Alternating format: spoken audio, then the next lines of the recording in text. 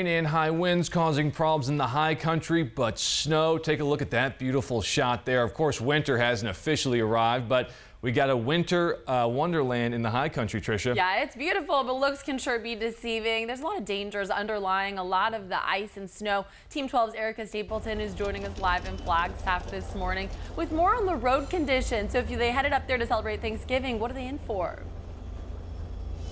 Yeah, roads are still the biggest concern with all of this snowfall. They got more overnight, and you can see the roadways. Tricia, you made a very good point. Although they can seem white with the snow, there could be ice underneath, especially because we had rain before the snow came in. So it can be tough to tell. Bottom line is just take it slowly on the roads. But you know, this snow is that packy kind. So again, it could create a mess for some people, could create some good things for others. So a mixed bag here. Again, road conditions have been different throughout the whole high country area. A lot of roads were closed, some are back open. Crews have been working around the clock to try and fix those, but you know, this also brings in some good things for people. We were up at Snow Bowl a few days ago, just super excited about all the snow. We talked to a lot of people that were just out and about, getting ready, going skiing, snowboarding. So snow business like snow business, am I right, for folks up here. We also talked to a bunch of people that were just getting out to play in the snow, simply stunned by it.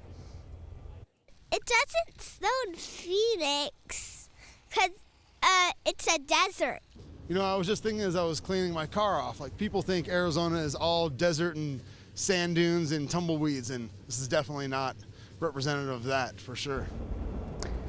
So this storm was so intense that parts of I-40 and I-17 also closed down. You can see here, look at those pictures, but it's simply, they're open now, so crews have been working hard. And I do want to make a point that if you are driving out here, of course, be aware of the road, but make sure you clear off your cars. I've definitely seen that before where people don't clear off the tops of their cars. They start driving and that snow slides off. So you're creating problems on an already slippery road.